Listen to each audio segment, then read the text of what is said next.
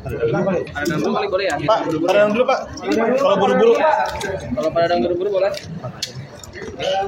Pak, padang ayo Pak. Boleh ya? Sini Pak. Dikit ya. Pak, sebentar Pak. Pak, barengan aja Pak. Bentar Pak ya, biar padang dulu.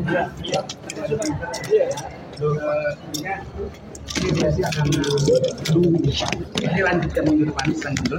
Terus nanti dari penggugat mengajukan resume, nanti akan kita tanggapi. Seperti saja. Ada halangan apa Pak? Tidak ada halangan apa-apa. Memang itu merupakan satu proses. Minggu depan ya. Perdebatannya mungkin apa itu? Tidak ada perdebatan apapun. Kenapa ditunda Pak? Ditunda ini ada tidak ada, kita semua sudah lengkap, prinsipal harus datang. Saya Perpres nomor 1 tahun 2016, tapi ada beberapa kecualian. Berarti bukan karena ditunda karena minta prinsipal datang dia gitu ya? Ada nanti sesuai dengan Perpres. Tapi walaupun tidak datang, ada beberapa kecualian. Nanti ada di maaf saya ya bagi-bagi dong, sama Iwan dong. Pak Suman, gimana Pak Suman? Gimana Pak? Gini, Agenda mediasi. tadi mediasi saya minta diterapkan pasal apa peraturan Mahkamah Agung nomor 1 tahun 2016 bahwa prinsipal wajib hadir.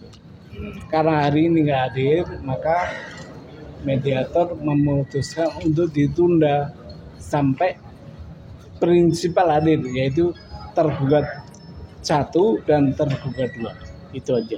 Alasan minta Pas Gibran hadir mungkin apa ya? Ini kan permasalahan di riwayat SMA ya. Apakah tidak cukup dengan penampilan ijazahnya aja atau seperti apa sih Pak? Apakah surat Gini, kuasanya nggak bisa mewakilkan? Tadi dibilang sama mediator kalau memang nggak hadir itu ada 4 alasan dalam SEMA itu. Coba nggak salah SEMA-nya nih. Jadi ada 4 alasan boleh prinsipal tidak hadir. 1, kondisi kesehatan yang tidak memungkinkan hadir dalam pertemuan mediasi berdasarkan surat keterangan dokter. Itu 1. 2, di bawah pengampuan orang tua atau yang secara hukum nggak dianggap tidak cakep lah ya. Ketiga, mempunyai tempat tinggal atau kediaman atau kedudukan di luar negeri. Itu boleh. Keempat, menjalankan tugas negara, tuntutan profesi atau pekerjaan yang lain yang tidak dapat ditinggal. Nah, harus ada itu tadi, kata mediator, kata hakim mediator ya. Itu. Oke, berarti minggu depan dijadwalkan di hari yang sama. Minggu depan dijadwalkan hadir dan penggugat diminta untuk membuat proposal perdamaian. Itu. Pas misal nanti minggu depan Pas Gibran datang, apa sih yang ingin mungkin Bapak perdalam? Mungkin apakah ada data-data khusus yang Bapak minta untuk dibawakan sekalian? Gini, karena data itu udah berserakan, udah melimpah di teman-teman ya, udah banyak data tuh ya. Jadi nanti kita simpel aja, minta nggak perlu data lagi, tinggal mau damainya gimana itu. Ya, nggak perlu data lagi karena data akan dibuat yang sekarang melimpah di media massa, di media sosial, udah banyak tahu kan. Nah, tapi nanti itu saya coba kalau sampai pembuktian, saya bawa ke ranah pembuktian itu. Ya. Jadi Bapak sendiri mau berdamai atau tidak? Gini, saya berkali-kali menyatakan karena ini adalah cacat bawaan. Bagaimana saya bisa damai? Bukan saya yang damai. Maka dia yang harus berdamai. Satu-satunya cara mundur. Itu. Berarti syarat damainya nanti malah justru minta Mas Gibran mundur gitu kan? Di proposal untuk damai gitu. Nah nanti deh, proposalnya nanti aja untuk minggu depan ya. Saya belum buat gimana. Tapi itu yang saya gugat ini adalah cacat bawaan. Dari awal saya bilang cacat bawaan. Kalau saya damai dimarahi warga negara kan, ya kan? Bagaimana? Nah itu, maka satu-satunya cara karena menurut saya cacat bawaan di pendidikannya Itu pendidikan itu syarat subjektif loh. Jadi melekat. Kalau itu nanti bisa diselesaikan ya dengan cara apa? Ya sekolah lagi, kan gitu kan. Nah itu terlanjur, menurut saya pendidikannya nggak cukup, undang-undangnya itu nggak cukup memenuhi itu. Gitu ya. Oke. Terima kasih, Pak. Ya. Makasih, Pak. Oke, makasih. Ketemu lagi minggu depan ya. Iya. Suban. Saya terus, Pak. Apa tuh? Iya, makasih Pak. Pak Suban boleh saya ambil? Iya. Terima kasih Pak Suban. Oke. Ini anak-anak yang beda. Pak Suban tadi Izin, Pak. sama hakim yang kemarin lagi. Bukan. Oh, beda lagi. Pak hakim mediator sama komediator. Beda lagi. Siapa yang sama siapa ini? Pak hakim mediatornya sama Pak Sunoto. Pak Sunoto. Iya. Kalau komediatornya namanya Pak Halim. Pak Ali. Iya Pak. Satu Pak Suban, saya agak lupa menyampaikan tadi. Saya sekarang kan ada yang namanya Pak Iksan Katondi Iya. yang di Sydney itu kan lagi viral itu. Oh iya loh, sekalian ya saya. Itu bagus tuh. Kalau berkenan menjadi saksi nanti itu bagus. Dan saya undang dalam forum ini juga sekali ada orang yang mengaku ahli pendidikan internasional. Namanya kalau nggak salah Ibu bukan Ibu siapa? Ian Lim kalau nggak salah ya, yang podcast itu. Oh iya. Nah itu kan kelihatan profesional banget itu. Saya undang untuk bicara sebagai saksi di pengadilan ini. Pak, kembali ke masalah Pak Iksan. Namanya siapa ya? Pak Iksan Katondi. Bukan yang ibu-ibu itu. Ibu itu ada lim-limnya, Pak. Ya, ibu itu, ya. Ada dua, Pak. Ada Bu Melani. Bukan yang Ibu Melani. Ibu Melani itu analisanya bagus. Tapi ya udah biarin dah. Beliau PNS kali ya. Ya, PB. Tapi kembali ke Pak Iksan tadi, Pak. Bapak berkenan untuk ketemu dengan Pak Iksan Katondi dan di Sydney. Oh, dengan senang hati, Pak. Nggak apa-apa ketemu. Bila perlu menjadi saksi, Pak. Oke, nanti kami usahakan. Supaya tidak beredar di media. Nah, saya undang sebagai saksi. Pak, waktu diskusi di CNN, Bapak pernah dilontarkan bahwasanya ini ada kaitannya dengan prosedur dan kawan-kawan. Kira-kira Bapak ada kaitannya nggak? Tidak ada kaitannya, tapi satu frekuensi. Oh, satu jalur ya? Iya. Karena teman-teman yang dipelopori Pak Roy Suryo itu juga berjuang demi keadilan tuh. Ya. Pak, kembali ke Pak Suban, maaf saya jelas sedikit. Bapak dari mana? Saya dari Cekan Berita, Pak. Hah? Dari Cekan Berita 1. Ini rekan saya semua ini kanan kiri. Cuman saya baru sekali ini ketemu Bapak. Pak, kembali ke masalah tadi, Pak, yang masalah undang-undang yang diubah oleh siapa? Oleh KPU itu. Keberatan Bapak itu dalam perubahan itu secara Sebentar. Halo. Di lantai 2. Lantai 2, iya. Oke, iya. Ini lanjut. Ya. menurut Bapak masalah perubahan undang-undang itu, Pak. Oh iya, Ibu Inalim. Ibu Inalim. Iya. Dalam forum ini tolong Ibu saya undang untuk hadir di pengadilan untuk menjadi saksi karena Ibu kelihatan profesional banget untuk menjelaskan bagaimana riwayat pendidikan luar negeri. Gitu ya. Tolong sampaikan ya dalam forum ini ya. Oke. Saya rasa itu aja. Pak kasih Pak Suban. Oke, Saya terus Pak ya. Makasih Pak. Jadi Pak Heri silakan. Pak Heri coba turun aja Pak. Udah. Gimana? Terus Pak. Pak Suban ikut Pak. Iya, nggak apa-apa. Iya. Pak izin Pak, kami dari Cekan Berita mau bertanyakan dari proses mediasi tadi. Ambil tanya sini ya. Proses mediasi tadi gimana Pak? Mohon penjelasannya.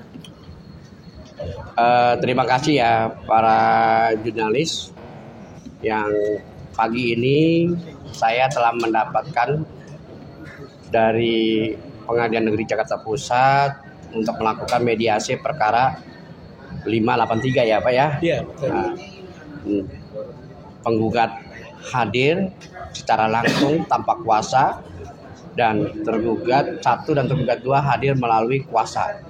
Dan saya hanya menjalankan sesuai dengan SOP berdasarkan Perma 1 2016 ya.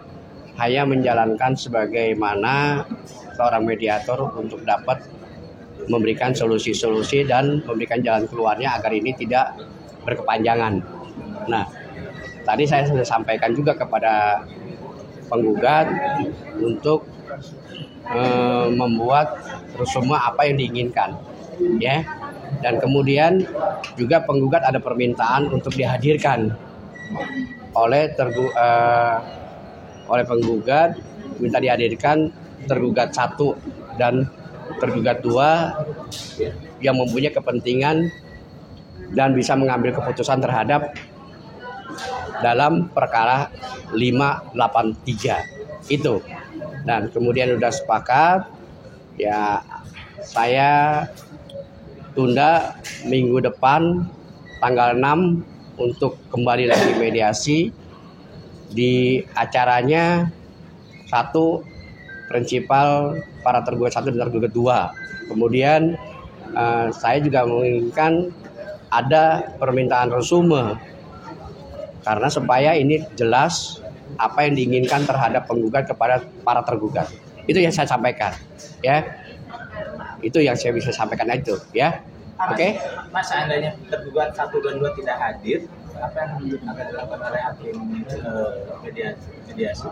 Ada mekanisme yang diatur secara regulasi mediasi.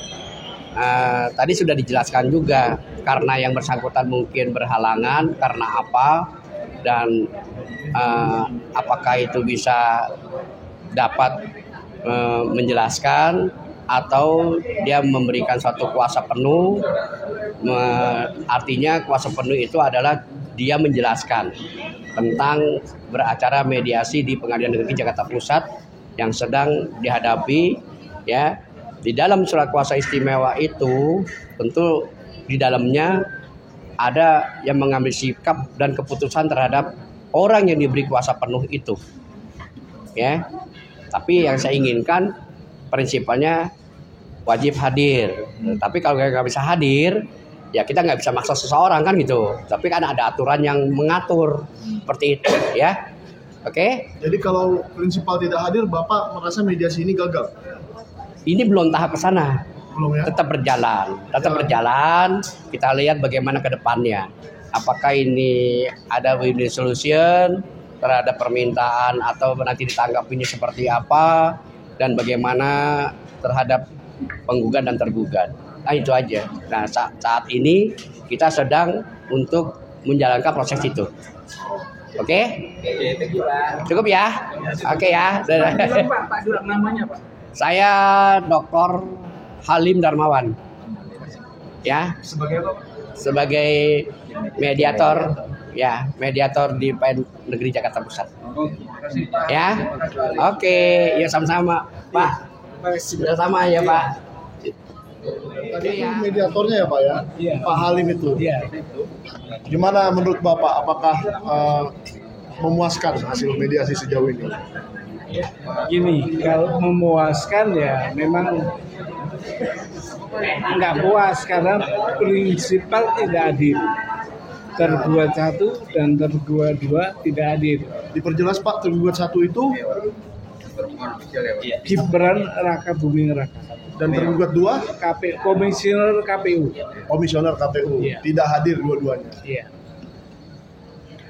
Oke, apalagi? Ya, jadi Tapi gini, ketidakhadiran para prinsipal tergugat tadi, saya minta diterapkan Perma nomor 1 tahun 2016 tentang mediasi. Bahwa prinsipal wajib hadir. Gitu. wajib hadir. Berarti kalau tidak hadir dianggap Ya nanti, karena nanti mediator yang menyimpulkan gitu. menyimpulkan bahwa mungkin mereka tidak hadir itu berarti mereka tidak menghargai proses ini gitu ya. Tapi dalam Perma itu dikategorikan boleh tidak hadir ada 4. Salah satunya ada 4 itu, 1 sakit Ya. dalam kondisi pengampuan, berada di luar negeri, dan terakhir tugas negara atau profesi yang tidak dapat ditinggalkan. Mungkin yang nomor 4 itu yang akan dipakai ya. Itu kita lihat nanti. Kalau nomor 4 yang dipakai, saya minta ada surat juga dari presiden. Karena wakil presiden itu pasif, kewenangannya belum bisa dipakai. Oke, jadi harusnya dapat surat dari Pak Kalau Presiden dia Prabowo. alasan tugas negara, karena dia wakil presiden saat ini, maka harus ada surat atau delegasi dari presiden. Oke, dia ngapain hari itu gitu ya? Kalau sakit kan dari dokter. Dari dokter. Nah, gitu loh ya. Oke Pak, Oke, siap. Jadi ini Itu. minggu depan masih sidang mediasi lagi Pak? masih sidang mediasi menyampaikan proposal Menyampaikan damai. proposal damai ya Pak? Ya, oke. Oke lah Pak. Oke. Semoga Bapak tetap berjuang Nah, terus, tabahlah meskipun tidak Ini, pernah datang ya. melalui sampean, saya pengen mengundang Ibu Inalim. Yang kelihatan kan fasih banget itu. Keahlian dia itu dibutuhkan untuk menjelaskan bagaimana pendidikan luar negeri dilaksanakan. Oke, Nah, saya undang untuk menjadi saksi saya di pengadilan daripada bicara di medsos. Ya. Nah, itu lebih daripada podcast. ya betul. Gitu ya. Ibu Nalim, monggo. Karena saya nggak tahu alamat ibu, melalui ini saya mengundang ibu untuk menjadi saksi di perkara ini. Oke Pak, jadi Ya. saksi dari pihak Bapak ya? Boleh saksi saya lebih bagus, saksi dari pihak tergugat juga boleh. Boleh juga. Ya. Soalnya kan beliau mengatakan, Boleh. Bukan, saya lihatnya fasih. iya, Ya, beliau kayaknya ahli tentang tentang perkara pendidikan ini. luar negeri. Iya. Ya. Oke. Betul. Udah ya? Oke Pak, terima kasih. Izin Pak. Oke, Sorry, tasnya. Ya. Saya kan sebagai wartawan melihat Pegang aja bahwa proses pengadilan ini tidak dianggap serius oleh Mas Gibran gitu loh. Kan dia nggak datang. Nggak datang. Baru beberapa kali. Udah keberapa kali nih Pak dia nggak datang? Udah 3 kali. Udah 3 kali nggak datang. 3 kali. Ya kalau lagu jangan sampai 3 kali ya. Iya. Kalau lagu. Nah, tapi ini Mas Gibran sudah melecehkan pengadilan ini, proses di pengadilan. Kalau menurut saya ya, karena sebuah proses pengadilan itu adalah proses milik rakyat menurut saya. Dan rakyat ini berhak untuk mencari kebenaran mengenai kasus ini. Iya.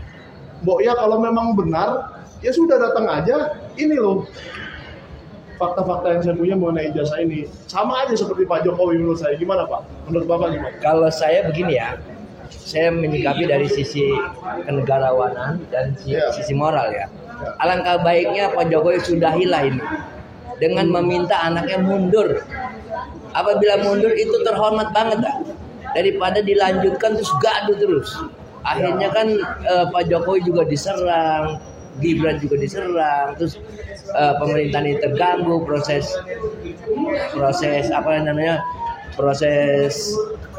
negaraannya Pak Prabowo menjalankan program-programnya gitu. Udahlah pokoknya ngapain lagi sih? Bahkan sudah terang benerang lah. Ihsan Katonde sendiri pun di Hersubeno Point itu podcast, dia menyatakan dia saksi hidupnya. Ihsan Katonde. Ihsan Katonde dia yang mengantar Gibran, bahkan dia juga menceritakan bahwa Gibran tuh orangnya nggak banyak bicara, lalu tertutup, dan bahkan kursus pun dia tidak lulus karena hanya 6 bulan. Oh, ya, itu pengakuan Gibran sendiri ya. Pengakuannya Gibran sendiri kepada Ihsan Katonde gitu, Pak. Kalau saya pribadi saya percaya dengan pengakuan Pak Ihsan Katonde itu. Kenapa? Karena saya juga dulu waktu saya baru lulus dari kuliah di London, saya sempat menjadi staf di KBRI dan memang tugas saya juga salah satunya itu. Kalau ada pejabat, kan dia mungkin nggak tahu ya kota itu di mana-mana aja, kalau mau belanja, kalau mau makan, kalau mau apa gitu kan. Jadi pemandu lah ya. Pemandu. Jadi ada orang lokal yang memang sudah tahu daerah itu dan mengantarkan. Jadi saya masuk akal dari saya cerita Pak Iksan. Ya, cerita Pak Iksan masuk akal. Bahkan dia juga jangan mengatakan inside UTS kan gitu. Ya. Karena inside Langwen College kan gitu. Dia hanya sekedar menurut foto. Bapak gimana nih? Ini yang saya penasaran. Ini kan Pak Iksan Katonde ini sudah lama muncul, sekitar seminggu lebih ya. Iya, seminggu lebih. Menurut saya itu sudah waktu yang cukup. Contoh, KPU saja waktu mau dinepalkan dalam 1 hari langsung mencabut keputusan. Iya. Jadi saya yakin Mas Gibran sudah nonton itu. Sudah nonton. Tentang Iksan Katonde dan seterusnya. Kenapa sampai sekarang menurut Bapak tidak ada respon sedikit pun dari Mas Gibran mau menyangkal atau mau menerima atau mau apa gitu? Kenapa nggak ada respon? Ya karena Gibran mengakui kalau pernyataan Iksan Katonde itu benar. Oh, jadi tidak ada respon itu berarti dia Oh mengamini. iya, kalau memang Mas Gibran itu sekolah, wah dia harga dirinya sih. Iya. Oh iya kan? jelas. Tapi dia marah. Coba ada yang berani bilang saya tidak lulus dari London, dari Inggris. Saya pasti marah hari ini Minimal juga. kita buktikan gitu. Ayo kita buktikan sama-sama, terbuka. Coba terbuka di podcast Sentana atau di mana kayak. Gini ya, logika sederhananya. Iksan Katonde itu saksi hidup yang mengantar Gibran. Dia belum bersuara. Kita menuntut di Kemendikbudrismen aja, Gibran nggak reaksi. Iya, Berarti betul. kan itu udah benar. Apalagi sekarang dengan speak up-nya Mas Iksan Katonde itu sebagai saksi yang benar-benar di Australia malah tambah memperkuat, makanya dia nggak reaksi. Soal Kemendikbudrismen saya saya ulang sedikit. Kemarin itu kami pergi ke sana bersama Bang Risman dan Pak Roy Suryo dan meminta penjelasan mengenai surat penyetaraan, surat keterangan itu yang dikeluarkan oleh Kemendikbudrismen, Kementerian Pendidikan Dasar Menengah. Itu susah banget sekarang namanya.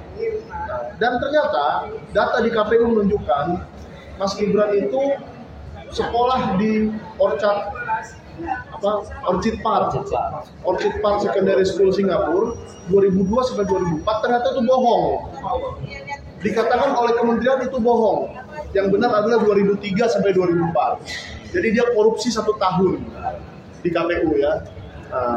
Entah KPU-nya yang korupsi atau Gibran yang korupsi saya tidak tahu. Yang jelas itu datanya seperti itu. Ini langsung dari Sekretaris Dirjen mengatakan bahwa itu bohong. Ya. Kedua, ternyata yang di UTS Insearch pun bohong.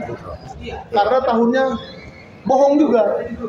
Ternyata tahunnya itu tidak seperti yang ada di KPU yang dikatakan 2005 sampai 2007 seakan-akan 3 tahun. Ternyata hanya 1 tahun saja dari 2005 sampai 2006 kalau saya tidak salah. Nanti saya buka datanya lagi. Yang jelas di podcast Sentana ada semua lengkap. Podcast Sentana bersama Pak Roy Suryo kemarin. Yang jelas kalau tahun saja dibohongin di KPU, apalagi yang tidak dibohongin, gitu loh Pak. Jadi saya bingung kalau kita membuka sebuah kebohongan dan tidak ada respon dari yang bersangkutan. Misalnya nih, saya mau menuduh Bapak selingkuh. Kalau Bapak tidak marah kan, ya berarti benar dong selingkuh. Kan begitu. Gampangnya kan analoginya seperti itu. Karena makin saya bantah untuk memberikan orang percaya pembelaan diri saya, makin saya melakukan kebohongan lagi nantinya. Oh, takutnya begitu. Iya, makanya saya lebih baik daripada lebih banyak mudaratnya melakukan kebohongan terus, lebih baik saya diam. Lebih baik diam. Iya, baik diam. Tapi bila perlu mengakui. Sampai kapan dia bisa diam?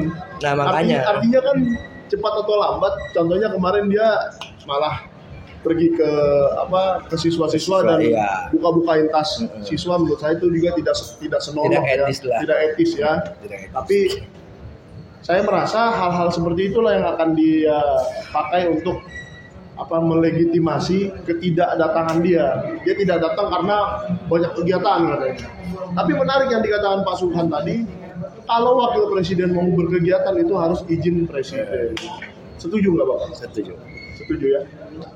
Jadi sekali lagi di awal saya omong, lebih baik Mas Gibran dengan legowo, dengan jiwa besar menyatakan mengundurkan diri lah sama Prabowo. Jangan bikin gaduh. Karena dipaksakan bagaimanapun riwayat pendidikan Anda sudah terbuka secara terang benderang. Tidak dengan kita aja yang di Indonesia yang lagi menyelidik, bahkan yang di Australia pun sudah menyatakan itu 1 minggu lebih ya, Bang Michael ya. 1 minggu lebih. Saya menyatakan itu sayangnya Pak bolak-balik. Janes masih dalam perjalanan nih. Tapi kalau ada Pak Janes dia akan bilang begini ya enggak. Nah, kalau Pak Jokowi kan kemarin ditantang oleh Pak Janes. Siapa yang pernah reuni bersama Pak Jokowi tunjukkan. Sini tunjuk tangan muncul di media supaya kita tahu Anda pernah reuni, pernah satu kelas sama Pak Jokowi. Nah sekarang mungkin sama saja dengan Mas Gibran. Ada nggak yang pernah merasa satu kelas atau satu bangku atau satu apapun dengan Mas Gibran?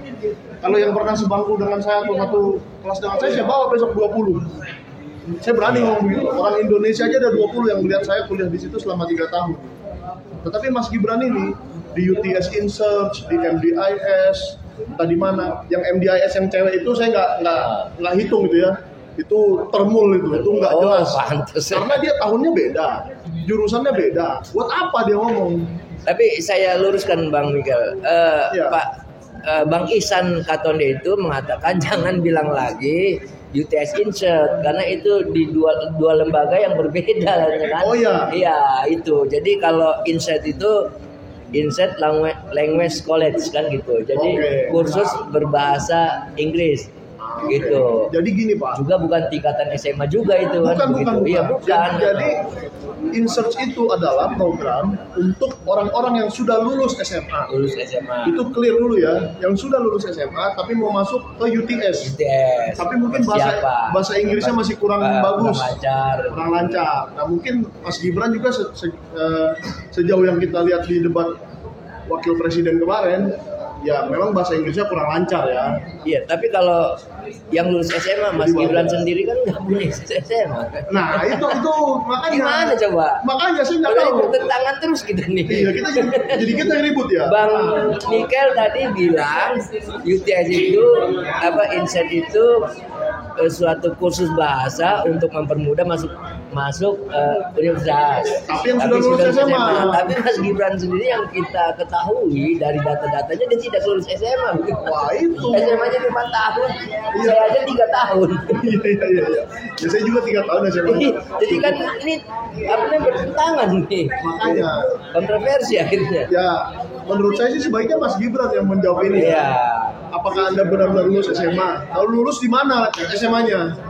Orchid Park itu kan? Nah, karena Orchid Park itu Anda jangan main-main lagi, Mas Gibran. Karena Orchid Park itu sudah dikatakan oleh Sekretaris Dirjen Dikdasmen kemarin ketemu dengan saya, dengan Pak Roy Suryo, dengan Bang Ismail, dikatakan itu adalah kelas 10 dan 11. Apakah Anda tahu 10 dan 11 itu kelas berapa? SMA kelas 1 dan 2. Jadi saya tanya apakah selesai naik kelas dari 2 ke 3 SMA bisa dikatakan lulus SMA? Wah, nanti anak-anak kecil ini pada marah nih, anak-anak bocil ini. Ya, coba kalian yang nonton marah nggak? Kalau yang selesai kelas 2 dibilang lulus SMA. Lulus itu apa, Pak? Saya mau ini dulu, Pak. Ini karena masalahnya lulus sekolah maksudnya. Nah, lulus itu syaratnya apa? Ujian akhir. Ujian akhir. Dulu kalau di zaman saya namanya Eptanas. Iya. Ujian tapi akhir. Mungkin sekarang udah lain lah. UAN. Namanya ujian akhir nasional. Nggak tahu sekarang namanya apa. Nah, itu kan syarat kelulusan. Mas Gibran ini ada nggak nilai ujian akhirnya gitu? Meskipun di Singapura ada juga, Pak. Ada pasti, karena ada ujian akhirnya. Riwayat pendidikan itu pasti terregistrasi kan begitu. Betul. Gitu. Itu masih banyak yang nonton. Berapa? 600. Nah, habis ini kita akan pergi ke Komisi Informasi dan itu saya jamin lebih seru ya. Soalnya ini kan memang sebuah sidang mediasi yang ternyata juga tidak dihadiri. Tadinya kalau Mas Gibran hadir rame ini. Ya kan? Ya mudah-mudahan kita tunggu minggu depan. Ya mudah-mudahan minggu depan. Karena ya. Tadi hakim menekankan kepada lawyernya Gibran untuk menghadirkan. Oke. Sampai kapan sih terakhir itu? Apa minggu depan itu kesempatan terakhir apa gimana? Nggak ada. Sebenarnya kalau dilihat dari sikapnya Gibran ya nggak mungkin hadir sih. Nggak mungkin hadir ya. Ya kalau gitu. Tapi pesan saya gini aja lah Mas Gibran. kasihanlah sama bangsa ini biar nggak terlalu gaduh terus. Anda dengan jiwa besar, Pak Jokowi juga dengan kenegarawanannya meminta anaknya untuk mengundurkan diri lah. Bagusnya melanjutkan sekolah dulu untuk persiapan di pemilu yang akan datang. Itu masih ada kesempatan. Daripada sekarang dipaksakan kan gitu. Saya setuju kalau seandainya Mas Gibran mundur sekolah lagi dan membersihkan jejak politiknya, membersihkan sosok dia, lebih baik dia mundur, mengambil paket C, sehingga dia punya alasan untuk bisa mencalonkan diri lagi, ya kan? Kalau saya sih harusnya waktu dia mau calon wali kota sebelum itu ambil aja paket C sebentar. Susah amat. Waktu jadi wali kota kan dia belum ketahuan tuh boroknya ya. Sekarang saya tanya Bapak ya, Bapak takut nggak sekarang kalau saya tantang mengambil paket C? Takut nggak lulus nggak? Enggak lah. Enggak pasti takut, berani. Pasti berani ya. Karena menuntut ilmu kewajiban loh. Kewajiban, dan itu kan hanya level kelas 3 SMA. Iya. Paling matematikanya seberapa sih? Ininya seberapa sih gitu kan? Menuntut ilmu itu kewajiban. Level SMA itu Level SMA. Itu level yang apa ya, standar aja. Iya, Jutaan orang sudah Nggak melalui. perlu malu. Saya pernah melihat ya, ada seorang ibu-ibu tua 70 tahun orang Batak hari itu, dia sekolah terus, bahkan sarjananya itu sampai dokter, tapi di masa tua dia itu luar biasa. Mungkin Bang Miguel pernah dengar lah ya, ibu-ibu tua yang sekolah terus ya, itu dia nggak malu. Berarti dia memang haus akan ilmu mencari ilmu. Tapi kalau yang menipu pendidikan ini bagaimana nih Pak? Iya, Saya melihat ada dua tokoh penipu pendidikan ini, Pak Jokowi dan Mas Gibran ini. Soalnya clear loh, itu sudah fakta loh guys. Jadi jangan dipelesetkan lagi bahwa di KPU dan di kementerian datanya berbeda, jadi itu bohong alias penipuan. Oke?